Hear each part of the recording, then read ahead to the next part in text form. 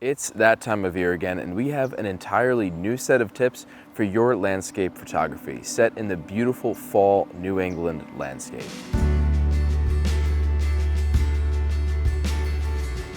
In the last video, we covered gear tips and fun effects, but in this video, we're going to dive even deeper. We'll be talking about specific techniques to elevate and differentiate your landscape work, but it doesn't stop there. We'll also be talking about some of the gear surrounding your landscape adventure to ensure a smooth trip. The point of this video is also to think outside of the box when it comes to landscape photography. We'll be taking images that get your creative mind thinking. Let's start out with some camera gear first. I have a Sony a7S III, which is what we're filming these videos on, and an a7R IV for all of my photography work. I have a 16-35 and a 24-70, really covers a wide range and a very versatile out in the field. 16-35 will be our primary landscape lens, but 24-70 is just as important for landscape photography. Then I have a 14mm G Master 1.8, fantastic for astrophotography, which we are hoping to get some astro opportunities, but also great to incorporate some more foreground into our landscape photography. And then we have a 200-600 because we are hoping for some wildlife opportunities, but it's also good to get close to any landscapes and just get a different perspective. And also on my 200-600, I have a Wimberley foot replacement, making it much easier to put onto tripods and also switch between vertical and landscape. Now moving on to some accessories. First, let's talk about the filter holder, which I'm using with my 14 G Master because it is a front bulbous element. It can't accept normal ordinary filters.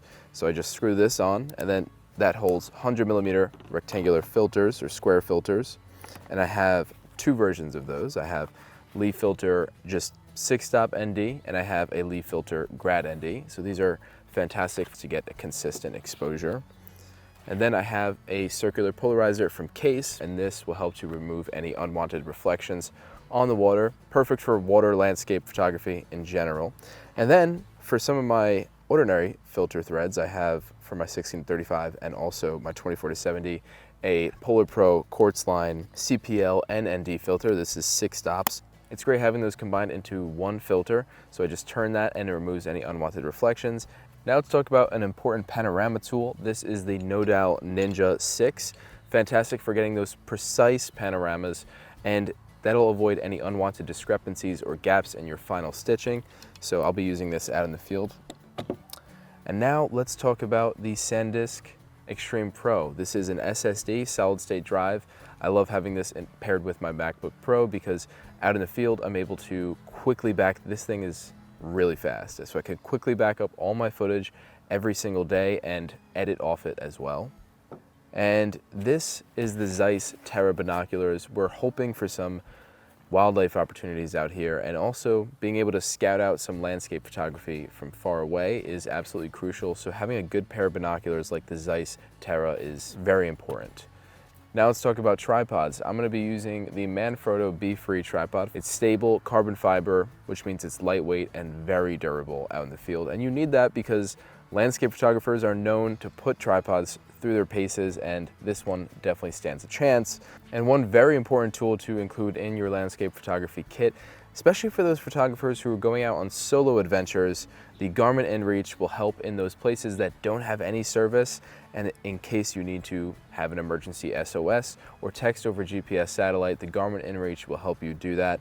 And I highly recommend people include it in their kit to give them that peace of mind when out in the field. Now, to store all of your SD cards out in the field, a waterproof rugged case will help you do that. I have my micro SDs and SD cards all in here. This is a fantastic way to have the one centralized location for all of my cards and make sure that they're safe. Two pieces of gear that I always like to have handy, whether I'm shooting by myself or I want to get some really cool time lapses. The Velo Shutter Boss will help me get those time lapses, but also act as a shutter release. And for a dedicated wireless shutter release, I have the Velo FreeWave Plus. I just stick this on my camera and I'm able to run about, and I don't have to set a timer and run back and forth. So I love having a shutter release, a wireless shutter release especially. Now it's time to talk about my backpack, and it's the Shimoda Action Design, one of my favorite backpacks, and I love having it on all of my landscape adventures. Everybody seems to ask about it because it's able to store all of my gear, and especially the 200 to 600 comfortably. I put drones in here, cameras in here, my laptop in here, and it stores everything and keeps it safe. And on the back here, I also have a Peak Design clip, so I'm able to quickly remove my camera when out in the field. Having that ease of access is imperative. Last but not least, a power station is so important as it powers the entire operation.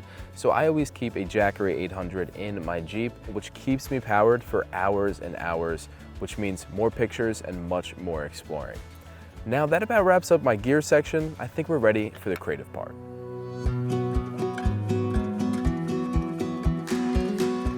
Go wide.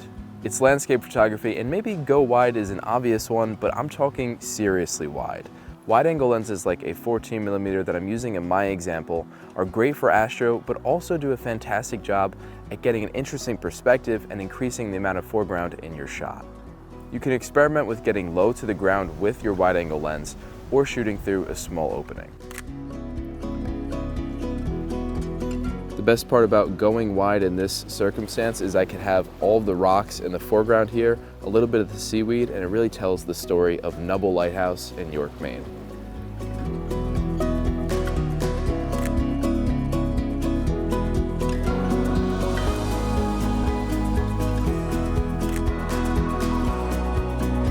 And on the flip side of that, get close. Getting close with a telephoto lens may not immediately come to mind for landscape photography, but the compression that a telephoto lens can create results in some amazing images. Plus, you can photograph some hard to reach places, and I'm running around the whole entire Northeast right now, so I'll save steps where I can. That's like one of the most beautiful waterfalls I've ever seen.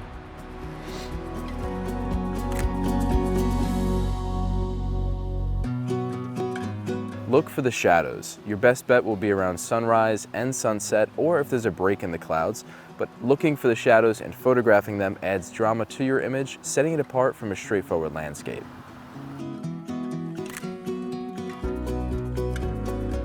Experiment underwater. You don't have to fully submerge yourself, I certainly won't. I'm going to use a GoPro dome to separate the landscape layer from underwater. The goal here is to highlight the underwater rocks that would otherwise go unnoticed.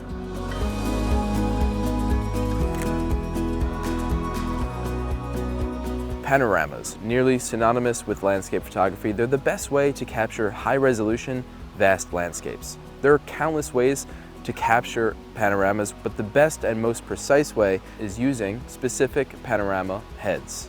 The major benefit of using a panorama head like the Nodal Ninja 6 is more accurate panoramas. And also, it'll avoid any discrepancies or unwanted parallaxing effects in your final stitching. Each axis has clicking functions so that you can make sure that you're hitting every single angle without any errors and proper overlap. There's also a reliable bubble level that'll make sure that your tripod sticks are properly level so that you can get an accurate result. Now, the clouds are coming in, it looks really interesting right now, so I'm gonna take a nice panorama. I'm using a 2-second delay so that I can avoid any camera shake.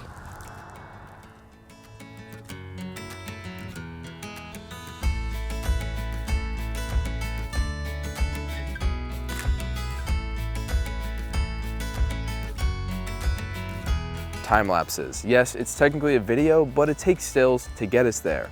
The best part about time lapses is you can always pull a still from that time lapse and use it as an individual landscape later on. For my personal social media, I love adding time lapses to accompany my landscape photography, as it just gives a whole entire story around the photo. If your camera has electronic shutter or silent shooting, this would be a great time to use it so that you could avoid increasing the shutter count, as we'll be taking a lot of frames for time lapse.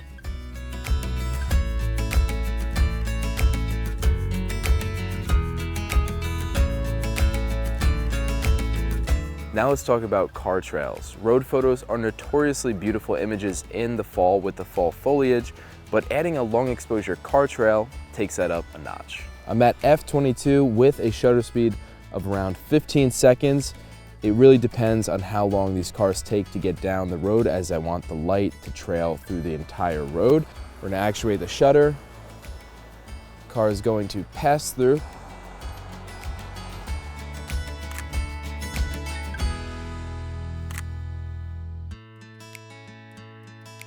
Now it's time to do some exploration into astrophotography. And I lucked out because the Milky Way was directly above my campground, so I positioned my Jeep just below the Milky Way core. You'll have to scope out your location beforehand using photopills to understand exactly where the stars are going to shine and where the Milky Way is going to be at a specific time. You'll also want to avoid any ambient light. When it comes to settings, shoot for an ISO around 3200, your shutter speed around 10 to 20 seconds depending on your focal length, and your aperture also depends on how low and how fast your lens is.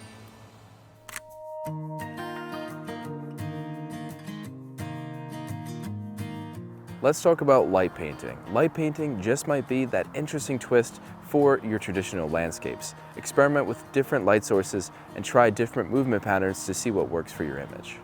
I'll be using a Nanlite Pablo tube for this example. When it comes to your settings, your shutter speed will need to be as long as it takes to complete your entire movement pattern. Check out our series with Susan Magnano to see more information about light painting.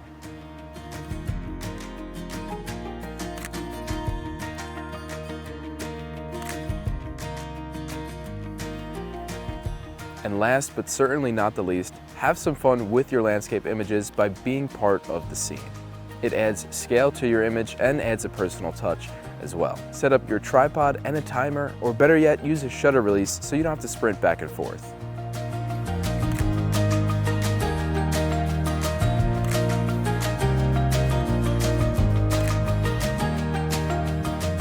We covered a ton of ground over the course of this video, and we talked about a lot of gear. So if there's anything specific that you might have liked, hey, the holidays are coming up, maybe hint to a friend and they just might get it for you. If you have any questions, drop those in the comments down below. My name is Matt, and thanks for watching. Introducing the new Paybu credit card. You can save the tax, or choose special financing for your purchases made on your Paybu credit card. It's easy. The new Paybu card, same funny name, your choice of exclusive benefits. Apply today.